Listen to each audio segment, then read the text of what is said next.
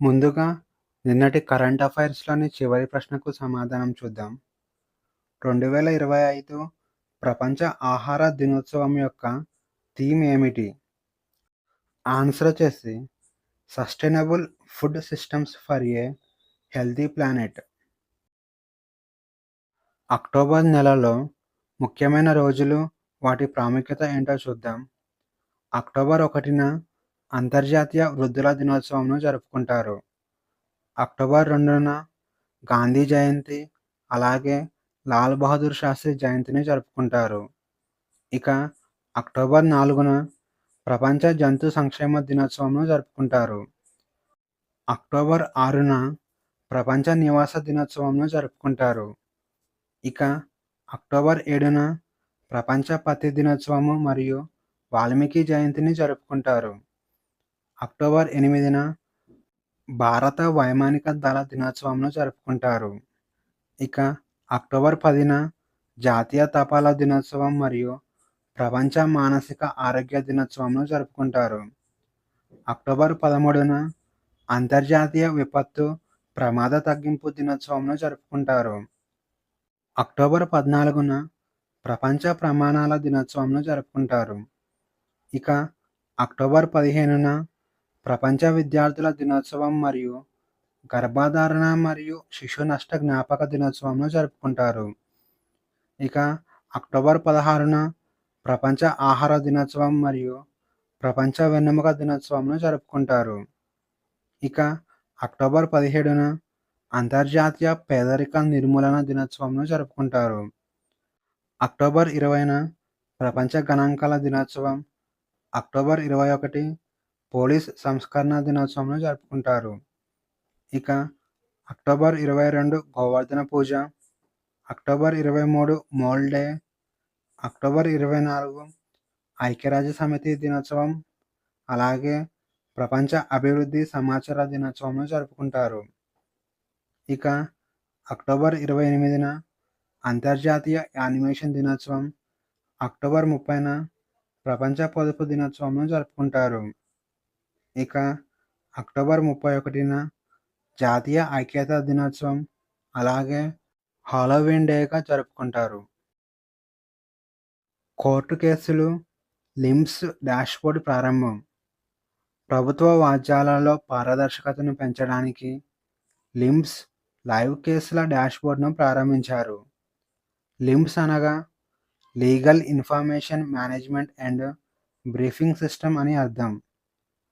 October 14, 2025న కేంద్ర న్యాయ మరియు న్యాయశాఖ సహాయ మంత్రి అర్జున్ రామ్ మేఘ్వాల్ న్యూఢిల్లీలో లిమ్స్ యొక్క డాష్బోర్డ్ను ప్రారంభించాడు. అయితే లిమ్స్ను 2015 సంవత్సరంలోనే ఏర్పాటు చేశారు. తాజాగా లైవ్ కేసుల డాష్బోర్డ్ను అప్గ్రేడ్ చేశారు. ఇక భారత ప్రభుత్వానికి సంబంధించిన చట్టపరమైన డేటాను డిజిటల్ చేయడానికి లిమ్స్ ఉపయోగపడుతుంది.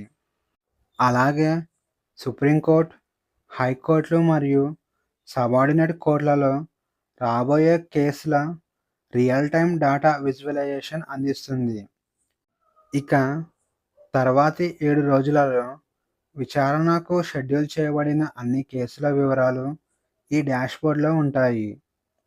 మంత్రులు, అధికారులు మధ్యవర్తులపై ఆధారపడకుండా వారి ఆఫీస్ నుంచి కేసుల అప్డేట్లను యాక్సెస్ చేయడానికి ఈ డాష్బోర్డ్ అనుమతినిస్తుంది.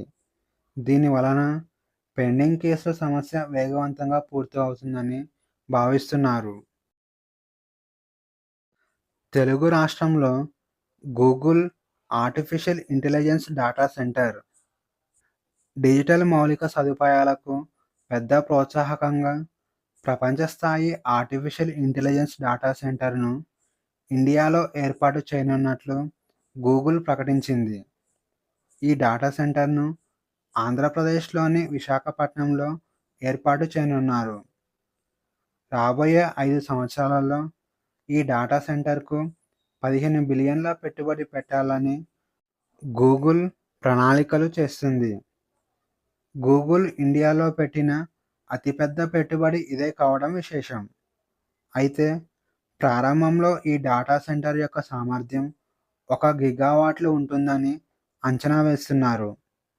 ఈ డాటా సెంటర్ ద్వారా ప్రత్యక్షంగా, పరోక్షంగా సుమారు 2,00,000 మందికి ఉద్యోగాలు లభించనున్నాయి. ఇక ఈ ప్రాజెక్ట్ భారతదేశ డాటా మౌలిక సదుపాయాలను మెరుగుపరుస్తుంది. అలాగే అధునాతన ఆర్టిఫిషియల్ ఇంటెలిజెన్స్ మరియు క్లౌడ్ కంప్యూటింగ్ సేవలను ఏకం చేయడానికి ఉపయోగపడుతుంది.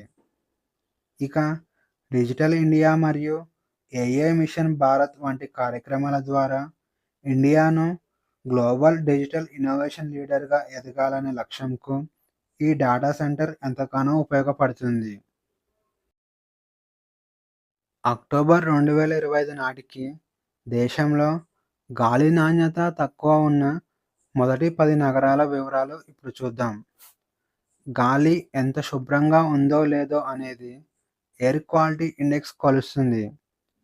ఎయిర్ క్వాలిటీ ఇండెక్స్ గాలి నాణ్యతను 6 రకాలుగా కొలిచింది. 0 నుండి 50 మధ్య స్కోర్ వస్తే గాలి మంచిదిగా భావించవచ్చు. 51 నుంచి 100 మధ్య స్కోర్ వస్తే గాలి సంతృప్తికరంగా ఉన్నట్లు భావించవచ్చు. 101 నుంచి 200 మధ్య స్కోర్ వస్తే గాలి మధ్యస్థ కలుషితం అయినట్లుగా భావించవచ్చు. ఇక 201 నుంచి 300 మధ్య స్కోర్ వస్తే పేలవమైన గాలి నాణ్యత ఉన్నట్లుగా భావించవచ్చు. 301 నుంచి 400 మధ్య స్కోర్ వస్తే చాలా పేలవమైన గాలి నాణ్యత ఉన్నట్లుగా భావించవచ్చు. ఇక 401 నుంచి 500 మధ్య స్కోర్ వస్తే ప్రమాదకరమైన గాలి నాణ్యత ఉన్నట్లుగా భావించవచ్చు. ఇక అక్టోబర్ నెలలో గాలి నాణ్యత తక్కువ ఉన్న మొదటి 10 నగరాల వివరాలు ఇప్పుడు చూద్దాం. 359 స్కోర్‌తో ఉత్తరప్రదేశ్‌లోని నాగ్లీ బ్రహ్మంపూర్ నగరం మొదటి స్థానంలో నిలవగా, 324 స్కోర్‌తో ఉత్తరప్రదేశ్‌లోని హాపూర్ నగరం రెండవ స్థానంలో నిలిచింది. ఇక 324 స్కోర్‌తో ఉత్తరప్రదేశ్‌లోని గ్రేటర్ నోయిడా మూడవ స్థానంలో నిలవగా, 322 స్కోర్‌తో ఉత్తరప్రదేశ్‌లోని గజియాబాద్ నగరం నాలుగవ స్థానంలో నిలిచింది. ఇక 321 స్కోర్‌తో ఉత్తరప్రదేశ్‌లోని సహరాన్పూర్ ఐదవ స్థానంలో నిలవగా, 310 స్కోర్‌తో ఉత్తరప్రదేశ్‌లోని బేగంపూర్ నగరం ఆరవ స్థానంలో నిలిచింది. ఇక 307 స్కోర్‌తో ఉత్తరప్రదేశ్‌లోని నోయిడా నగరం ఏడవ స్థానంలో నిలవగా, 297 స్కోర్‌తో న్యూఢిల్లీ ఎనిమిదవ స్థానంలో నిలిచింది. ఇక 293 స్కోర్‌తో మధ్యప్రదేశ్‌లోని పీతంపూర్ నగరం తొమ్మిదవ స్థానంలో నిలవగా, 293 స్కోర్‌తో పంజాబ్‌లోని లుధియానా నగరం పదవ స్థానంలో నిలిచింది. అయితే మొదటి 10 నగరాలలో 7 నగరాలు ఉత్తరప్రదేశ్ రాష్ట్రంలోనే ఉండటం ఆందోళనకరమైన విషయంగా చెప్పుకోవాలి. 2025-26 సంవత్సరానికి ఎఫ్ఐసిసిఐ అధ్యక్షుడి నియామకం. ఎఫ్ఐసిసిఐ అనగా federation of Indian chambers of commerce and industry అని అర్థం. దీనిని తెలుగులో భారత వాణిజ్య మరియు పరిశ్రమల సమాఖ్య అని అంటారు. ఇక భారత వాణిజ్య మరియు పరిశ్రమల సమాఖ్య 2025-26 సంవత్సరానికి గాను అనంత్ గోయంకాను అధ్యక్షుడిగా నియమించింది. అనంత్ గోయంకా రాంప్రసాద్ గోయంకా గ్రూప్‌కు వైస్ చైర్పర్సన్‌గా ఉన్నాడు.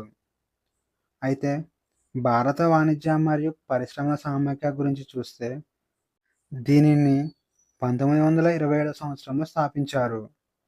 పాలసీ చర్చల్లో భారతీయ పరిశ్రమలకు ఇది ప్రాతినిధ్యం వహిస్తుంది. అలాగే ఆర్థిక సంస్కరణలపై ప్రభుత్వంతో చర్చలు జరుపుతుంది. ఇక అంతర్జాతీయ వాణిజ్య భాగస్వామ్యాలను ఇది ప్రోత్సహిస్తుంది. అంతర్జాతీయ ద్రవ్యనిధి మొదటి డిప్యూటీ మేనేజింగ్ డైరెక్టర్ నియామకం. అక్టోబర్ 3, 2025న అంతర్జాతీయ ద్రవ్యనిధి కార్యనిర్వాహక బోర్డ్ మొదటి డిప్యూటీ మేనేజింగ్ డైరెక్టర్గా డాన్ క్యాడ్జ్‌ను నియమించింది. అక్టోబర్ 6, 2025 నుంచి ఇతను బాధ్యతలు స్వీకరించారు. ఇతని పేరును అంతర్జాతీయ ద్రవ్యనిధి మేనేజింగ్ డైరెక్టర్ క్రిస్టలినా జార్జివా ప్రతిపాదించగా, కార్యనిర్వాహక బోర్డు ఆమోదించింది. డాన్ కార్జీ గురించి చూస్తే, ఇతను ఇటీవల యూఎస్ ట్రెజరీ డిపార్ట్మెంట్‌లో చీఫ్ ఆఫ్ స్టాఫ్‌గా పనిచేశారు. అలాగే అంతర్జాతీయ మార్కెట్లలో సహాయ కార్యదర్శికి కౌన్సిలర్‌గా పనిచేశారు. ఇక ఉగ్రవాదం మరియు ఆర్థిక నిఘా కార్యాలయంలో విధాన సలహాదారుగా కూడా పనిచేశాడు. ఆసియన్ ఆక్వాటిక్ ఛాంపియన్‌షిప్‌లో ఇండియా స్థానం.